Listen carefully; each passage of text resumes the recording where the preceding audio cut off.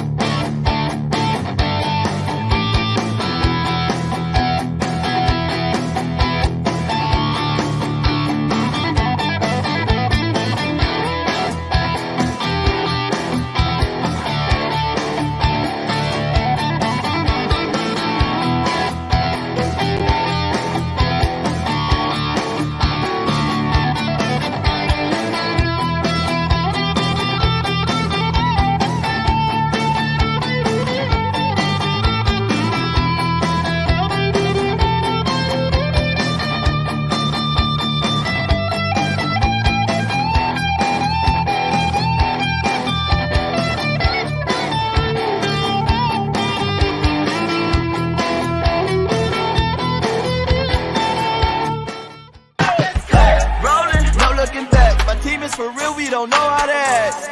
Yeah, I'm pointing out facts. If I point a finger, that's point of attack. Good point, who's next? Flag on the plate, now I'm causing them death. We bet on ourselves, so what you expect? A die-hard fan, never live with regret. Yes, sir. Go to my neck. Go to my neck. Burgundy flex. Who wants the smoke? We bringing it home. Be my guest. Look how we step. Who we got next? Step on the right, step on the left. Who do we rep? Commanders. Where's my soldiers? Right side. Commanders. Where's my soldiers? Left side. Commanders. Where's my soldiers? Right in the middle. Commanders. Where's my soldiers? High off the way that this sound, they turn up as soon as they feet the ground. I am not playing around. I hit them, I bet that they feeling me now. Welcome, one and all across the nation and around the world. I welcome you all to episode 10 of the Commanders Gridiron Report.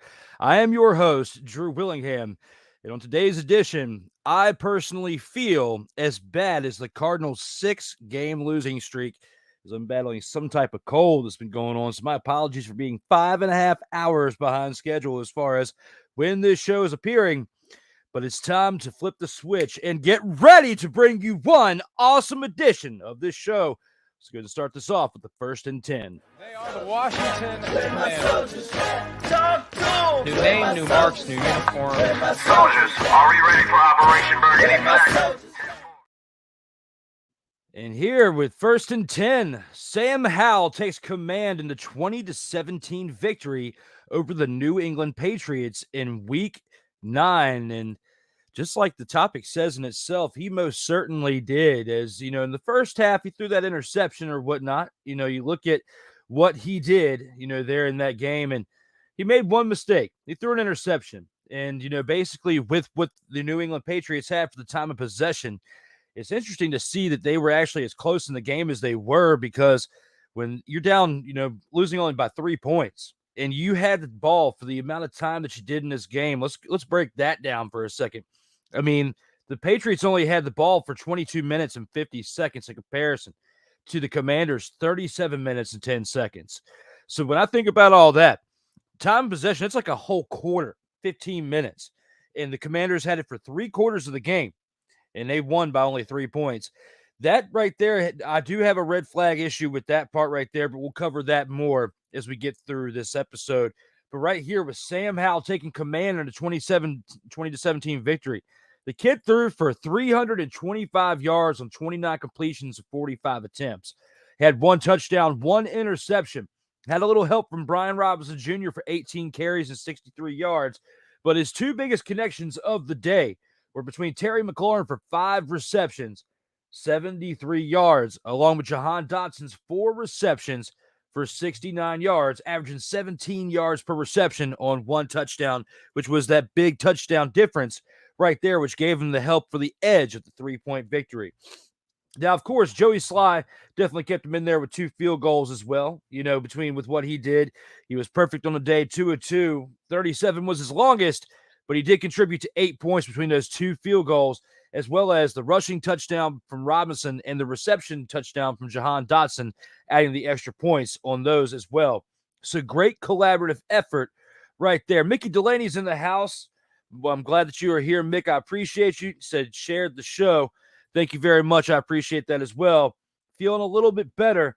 Got to give a shout out to Chunky Soup, Spicy Chicken Noodle, as well as Little Debbie Christmas Tree Cakes for the sugar action to give myself a little bit of a boost for this 30-minute episode right here, talking Commanders Gridiron action.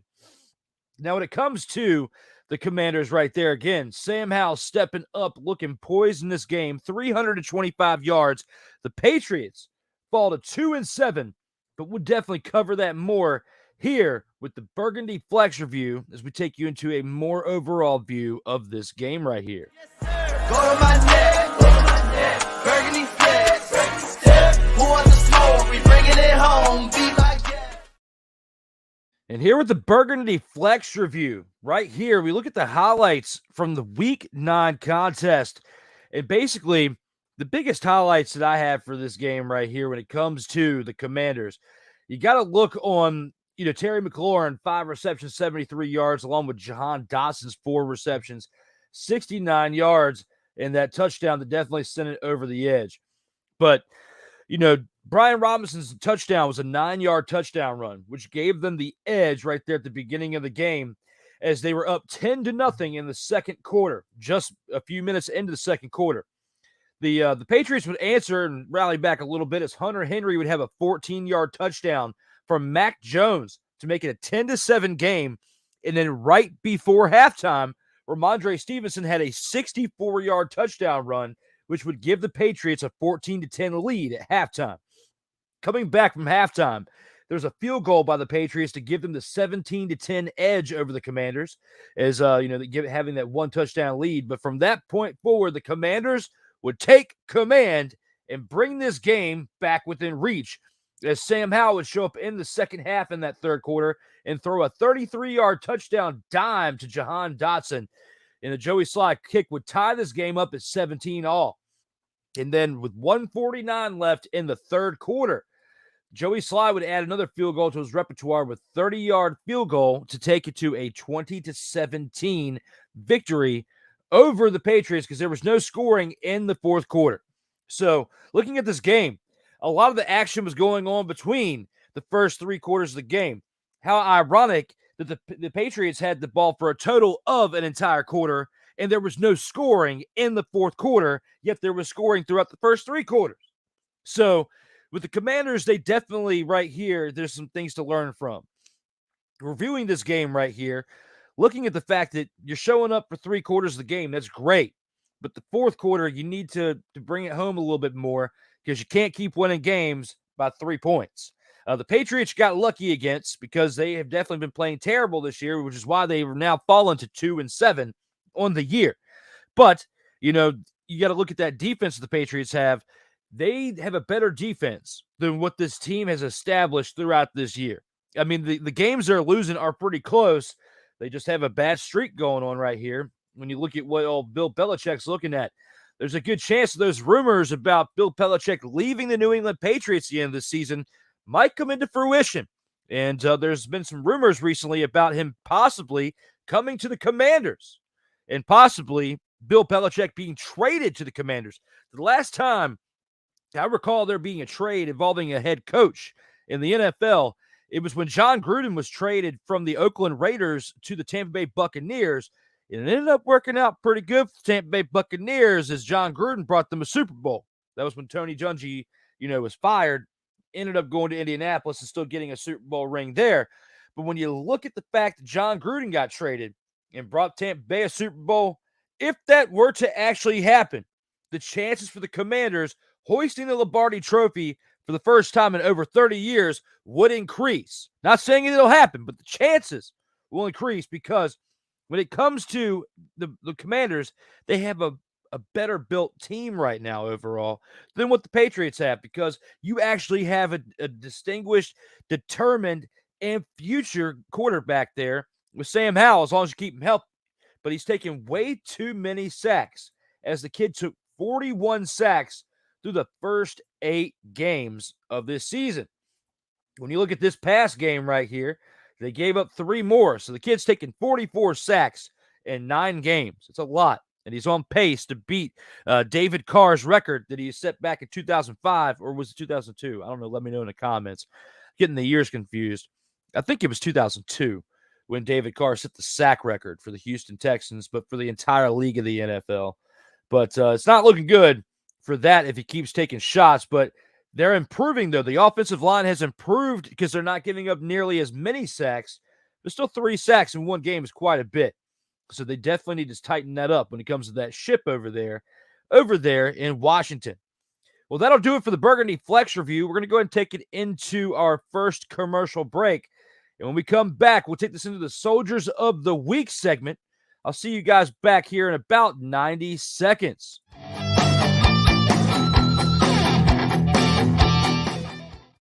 Everything Boston. I love you morons. New Kids on the Block, New Edition. Dear whatever the law firm is. Sincerely, the U.S. Supreme Court. Ben Affleck, Matt Damon. Go yourself again, Jason.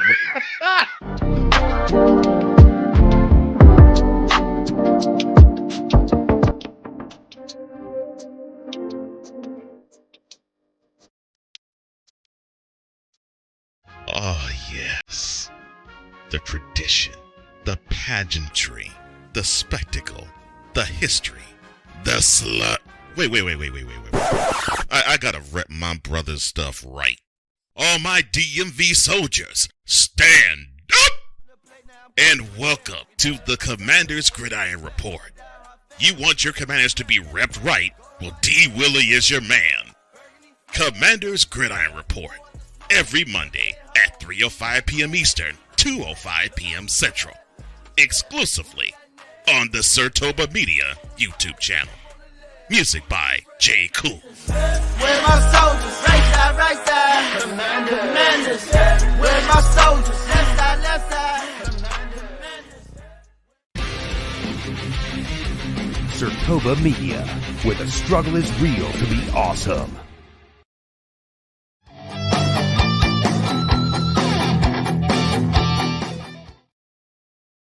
Welcome back from that commercial break, as we now have 4 more segments left to go into when it comes to this episode right here.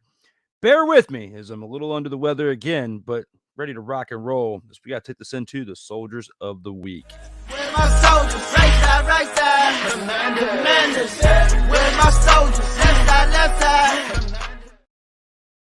And here for the Soldiers of the Week, this is what I'm looking at as far as my 3 Soldiers of the Week. You got Jahan Dotson with 4 receptions, 69 yards, and that 1 reception touchdown there in the third quarter to tie the game up for the Commanders at 17-all before Joey Sly would hit that field goal and take it to a 20-17 lead, which would be their score at the end of the game as well. Sam Howell, 29 of 45 completions on attempts, 325 passing yards, 1 touchdown, 1 interception, along with Jamin Davis with 4 tackles and 5 assists, basically being a part of 9 defensive plays, which would keep the Patriots to 17 points. Old Mac Jones of the Patriots would only muster 220 yards on 1 touchdown, 1 interception, 24 of 44 when it comes to completions per attempts. He's Mac and Cheeing it up. He's looking like Bunker Stayfield over there for Tampa Bay, but I can't say so much about Bunker Stayfield. We will get into that tomorrow on Total Football Talk at 9 a.m. with Cole Johnson. But when it comes to that, Bunker actually looked pretty good this week, because I can't blame that loss on old Bunker Stayfield. But back to the action. When it comes to this right here, my 3 Soldiers of the Week, Jahan Dotson, Sam Howell, and Jamin Davis are my 3 Soldiers of the Week. Let's go ahead and take this into the Showstopper segment. See what we have in store for that one. I off the way that this sound, they turn up as soon as they feed the ground. I am not playing around. I hit them, I bet that they feeling me now. And here with the Showstopper segment, what adjustments should the team make to improve from week 9? when we have a victory, no matter what the team is, you have to look at some of the flaws that were within that game, because just because you win a game doesn't mean that things are going to be on the bright side for you on the next game. Just because you won in the past one, there's definitely some red flags from what I saw in this past game, and still they're giving up too many sacks. 3 sacks what the offensive line gave up on Sam Howell. It's better than previous weeks, but still not good enough numbers if you want to build on this team and go from 4-5 to potentially being an 11-6 team this year. If you're going to lose potentially on one more game, but you're not going to be able to get to that point and squeak into the playoffs in the 7 seed if you continue to give up as many sacks and he takes the beating that he takes. It's just not going to work out.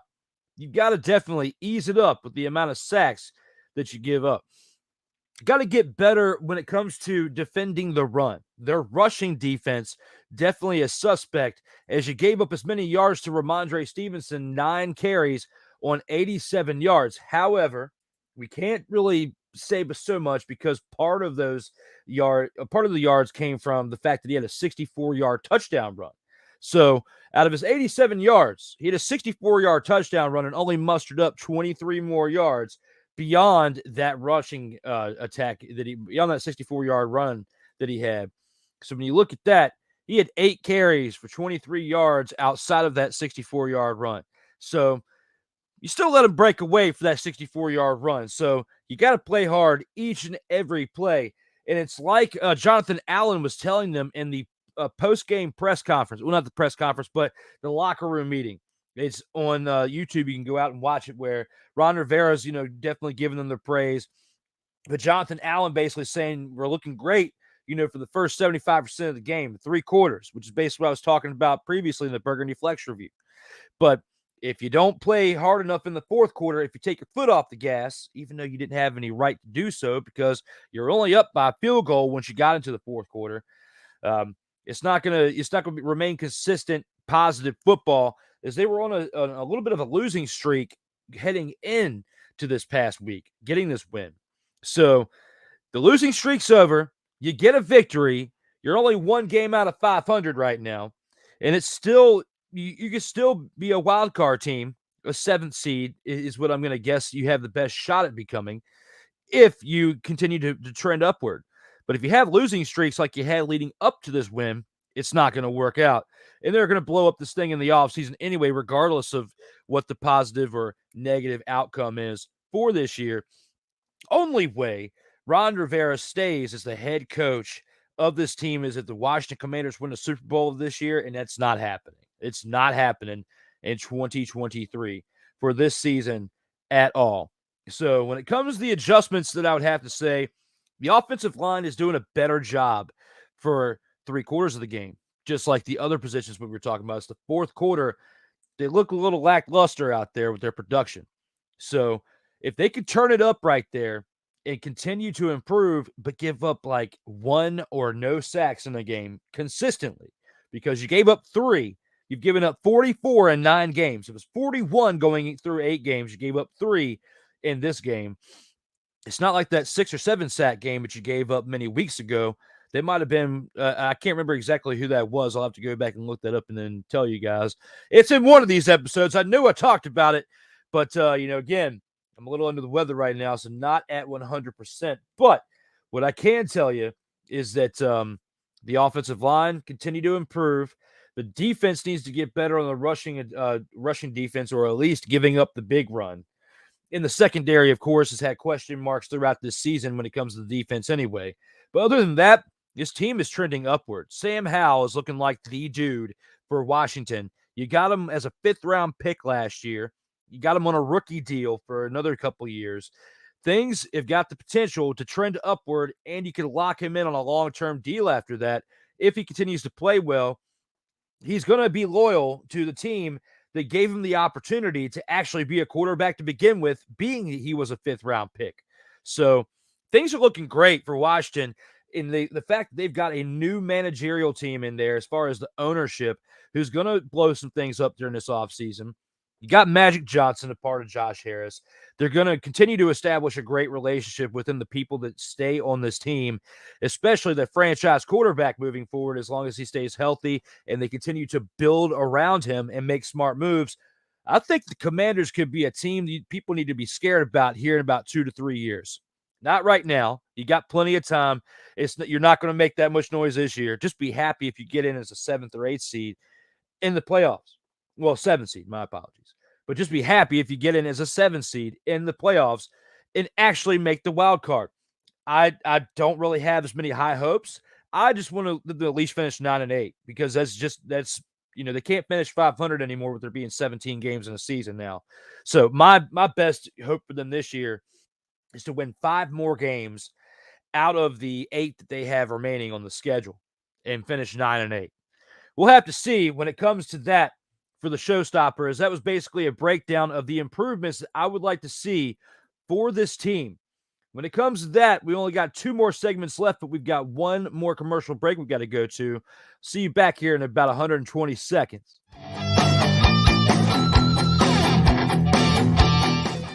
Football, and more football, you say? Well, tune in to Total Football Talk. Join your hosts, Drew Willingham. You were playing like a dumpster Pelican quarterback. And Cole Johnson. It sets up a possible play action.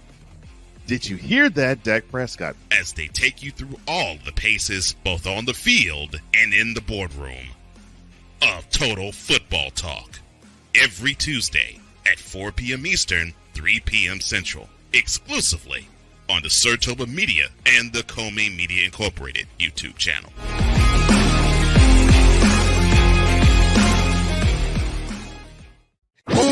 If you're looking for a sports program that gives you the flavor. Washington Commanders? Really? This whole thing stinks to high heaven. That pulls no punches. Thuggish act by a thuggish actor. That gives you some humor. Praise everything LeBron does and never criticize it. If you want a show that gives you good times, then this is that show. BS3 Network proudly presents. I am Cole Johnson, and welcome to Cole Sports with a Z. Every Friday on Patreon and every Saturday on YouTube, Spreaker, and all other outlets.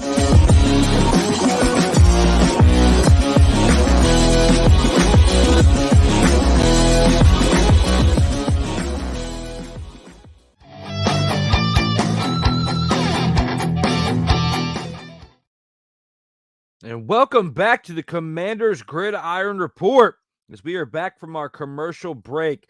We got 2 more segments left on this show. Let's go ahead and take this into the opponent of the week and see who we have in store for this one. Look how we step. Who we got next? Step on the right, step on the left. Who do we rep? And here for the opponent of the week next Sunday, the Commanders travel to Seattle to take on the Seattle Seahawks, who are 5-3 right now. And based on what they've done recently, the Seahawks are definitely a little wounded as they are on a 1-game losing streak, falling to 5-3. Now, when I look at this team right here, they are definitely a team that the Commanders definitely cannot be playing around with, as the Seahawks have definitely been in with these teams, as they beat the Browns 24-20 the previous week, but they lost to the Ravens 37-3. But you're facing Lamar Jackson and a pretty explosive offense over there in Baltimore. Before that, you beat a dumpster Pelican team in the Seahawks 20-10, that being the Seahawks, and they lost the week prior to the Cincinnati Bengals, which was part of the Cincinnati Bengals winning streak that we now have. They were seeing, along with the fact they beat the Giants and the Panthers. So, I mean, they're beating teams that aren't really all that great, except for the Lions. They beat the Lions 37-31 in overtime on September 17th, and they lost to the Rams. And we know how bad the Rams have been playing this year. So, for the fact that the Commanders the games they've been losing, they've been pretty close except for that one. Okay. Overall, this team is a lot better than their record that they're showing it. 4-5 right now without a bye week, too. It's coming. It's coming pretty soon. But when it comes to this game right here, the Commanders have a really good chance of making the Seattle Seahawks continue that losing streak to 2 games now after this Sunday. Geno Smith definitely has shown flashes of the old Geno Smith in the past, with turnovers. You look at this game against the Ravens. He had a 1 turnover game with the interception, but he was 13-28 for 157 yards. If the Commanders can command him on that side of that defense, who's now without Chase Young and Montez Sweat. However, Chase Young has been injury-riddled throughout the course of this past year or so. So it wasn't like you were missing, that much, except for when he just recently started to get better coming off of that injury. Montez Sweat, same thing. So now is your opportunity if you're going to see what you have as far as your equity going forward with this team. You got rid of 2 big names for draft picks. You got some great draft capital for next year overall with what you've established. And then you can see throughout these next 8 games what you got on paper with this team. You already know Sam Howell is a dude. Sam Howell has been showing up and getting better each and every week, having growing pains in certain games, but improving and making adjustments each and every week. He's still young, and it's going to take some time, and he'll get better. And this team will get better around him when they make those moves. So in the next 2 to 3 years, we have a real serious team right there in Washington with a new head coach, possibly the hoodie. I hope not, especially if he runs the team like he has this year, 2-7 over there in Patriot land. Plus, this is too much pressure to put on the team to got to get that one more Super Bowl ring to, beat Tom Brady or whatnot, get the 7 rings as a head coach, although he does have 2 more in New York as a Giants defensive coordinator. So technically, he already has more than Brady, but that's neither here nor there. But since Tom Brady, he hasn't gotten one, and Tom Brady definitely got one without him that first year in Tampa Bay. So who knows? But this right now, talking about the opponent of next week and not next year, is the Seattle Seahawks. And I feel like the Commanders have a really good chance of beating them this week when you look at the fact that Geno had 157 passing yards and interception and was 13-28 on that for completions for attempts against the Ravens. Lamar Jackson was only 21-26 for 187 yards. The difference was he didn't turn the ball over. As well as you had a running game right there for the Ravens that day, 9 carries and 138 yards for Keaton Mitchell. And that's the biggest contributor right there for the Ravens. But you also, Lamar Jackson ran it 10 times for 60 yards as well. Gus Edwards also showed up a little bit as well, too. So looking at this game right here, the Seattle Seahawks are suspect when it comes to that running game, which is something that the Commanders have not been the strongest on this year. Brian Robinson's had flashes. Brian Robinson Jr.'s had flashes in the past in this year, but not consistently because that offensive line cannot give him the gaps to run through in order to make it happen when it comes to the running game. It's had to be all on the shoulders of Sam Howell, who's throwing between 40 and 55 passes per game. You got that right. You heard me right. Between 40 and 55 passes per game. And through these past 9 games, it's taken 44 sacks. Can't say it enough.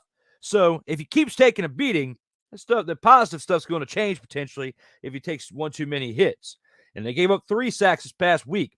So they need to improve on that against the Seattle Seahawks, who have a suspect offense led by someone who has been suspect over the past 10 years.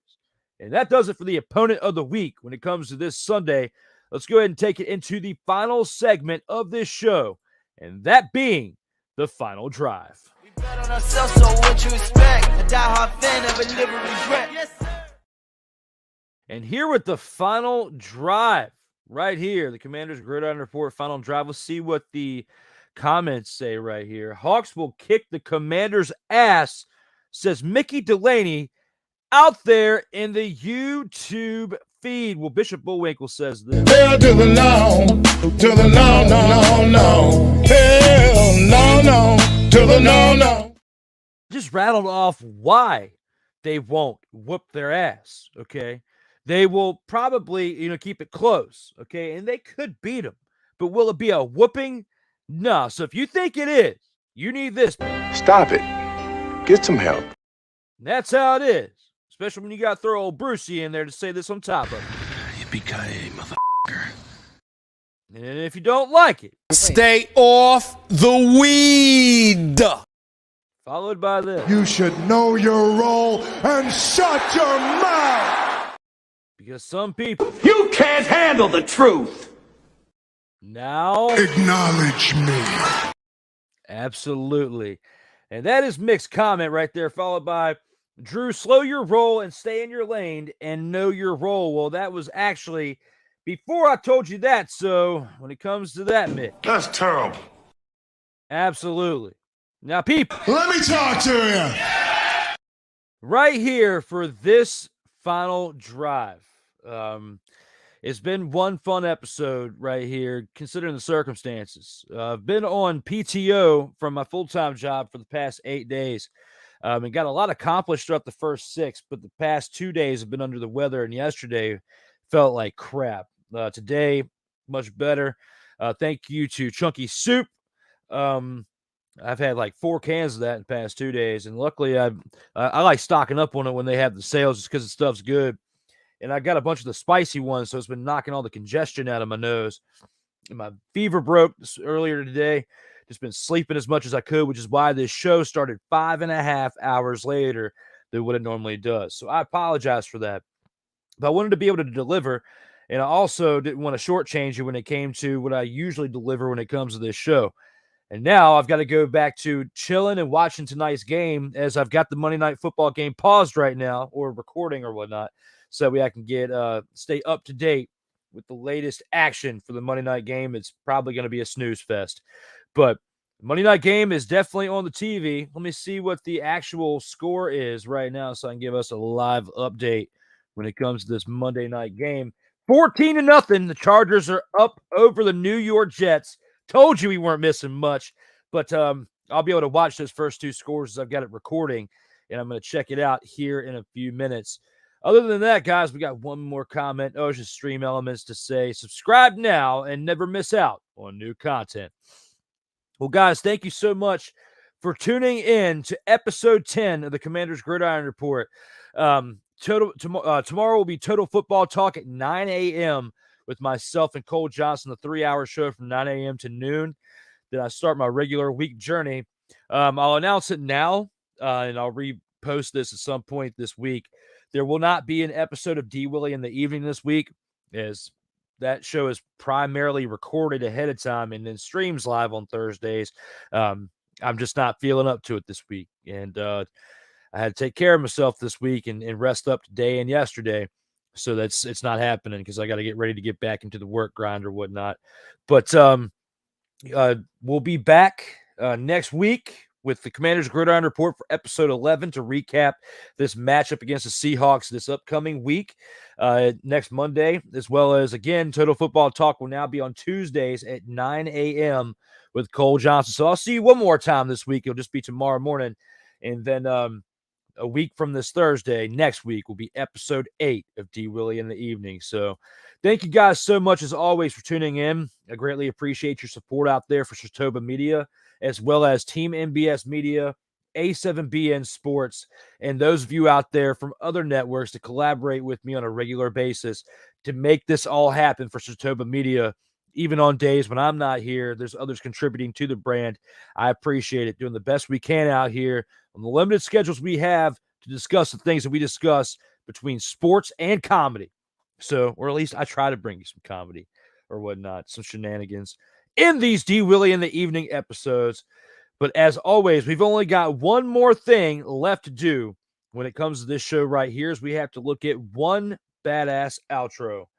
Everyone, as always, stay safe out there in these streets.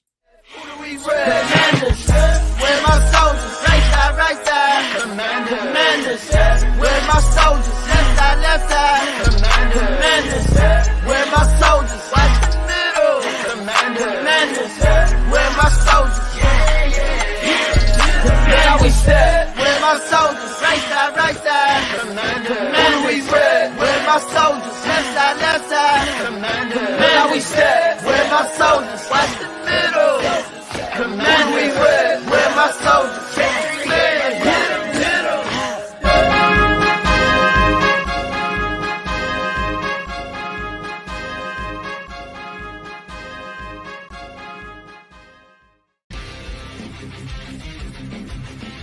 SHOWSTOPPER Media, where the struggle is real to be awesome.